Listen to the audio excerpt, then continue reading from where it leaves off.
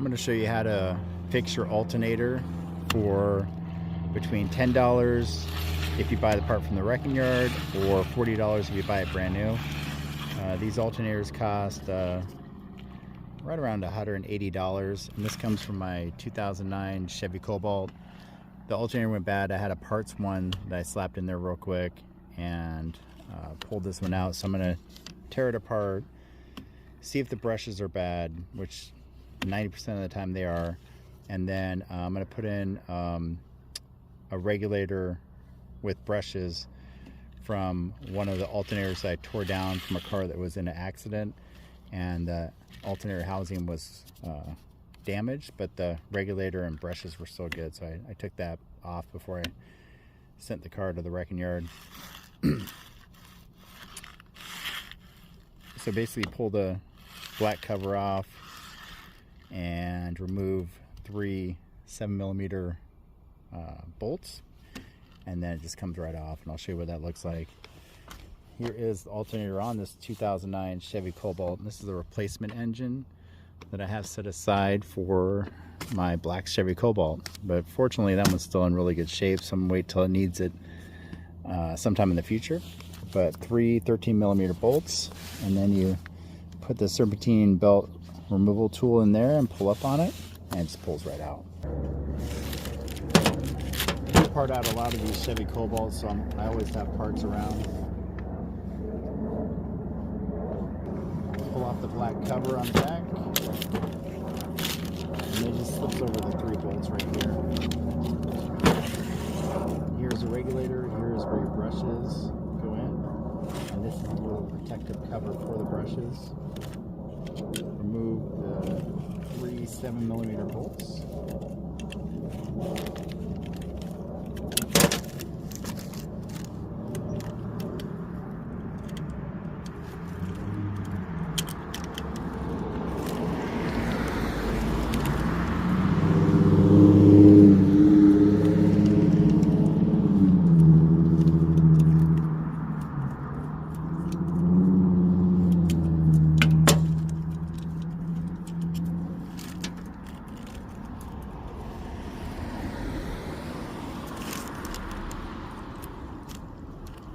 I have a new regulator with brushes on order, and this is a direct factory replacement that I have on order, and that's about $40.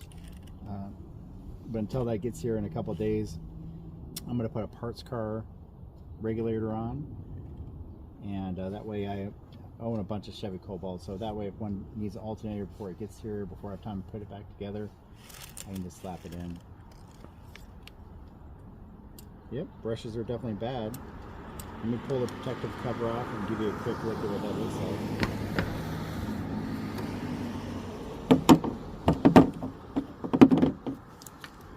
Alright, yeah, like I said, these covers are extremely brittle, so when you pull them off, they kind of snap in when you push it down, and when you pull them off, a lot of times they'll break because this is in the engine compartment where it has a lot of heat cycles. But these brushes are definitely bad, for sure bad. And let's see.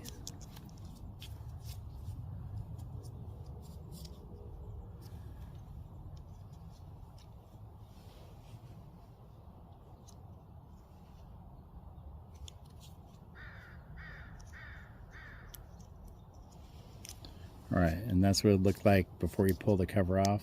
Just pulls right off. Those are terrible.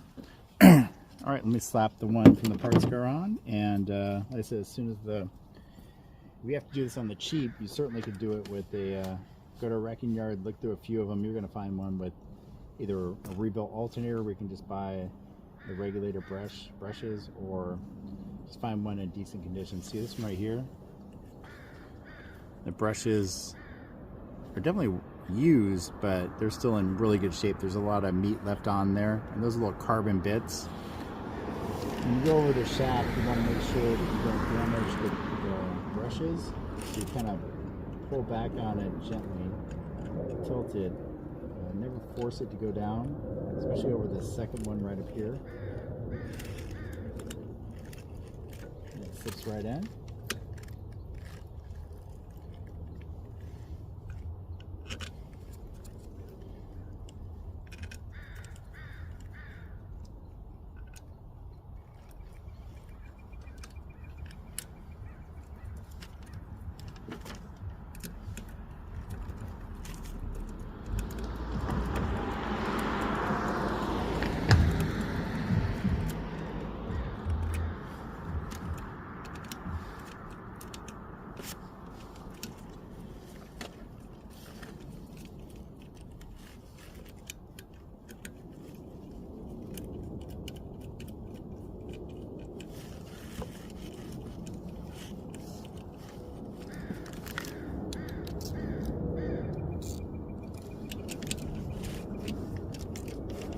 don't have to tighten these down very tight at all.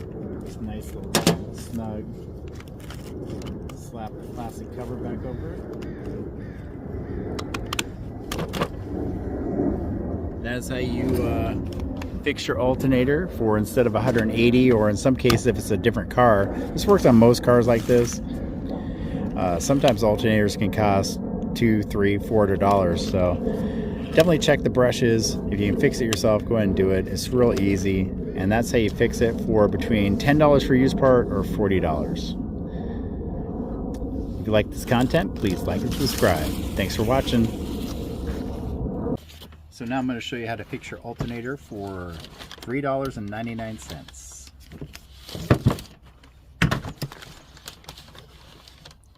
Remove the protective cover that covers up the brushes, and you can buy these from AutoZone for $3.99. And we're going to heat up the solder, remove the pins by heating up the solder and pushing them out. And this one just has a little rubber over it.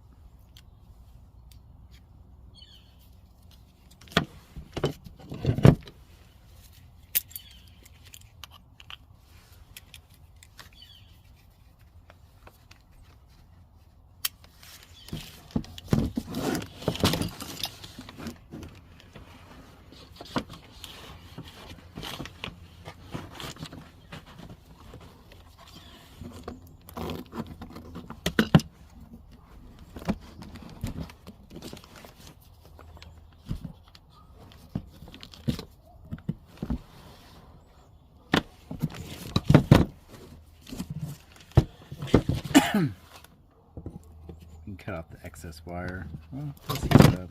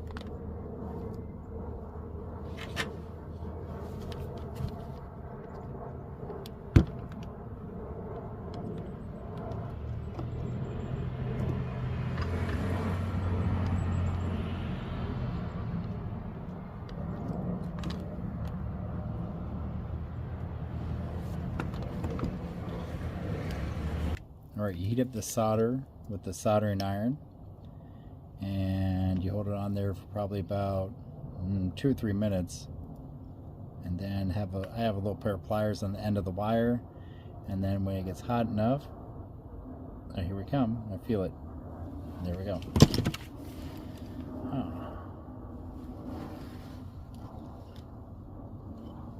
Alright, here we go, and that's what it looks like. And you go to the parts store, you get a new carbon brush. It comes with a new spring, and then this part's the solder that just dripped through. This part's going to be an end.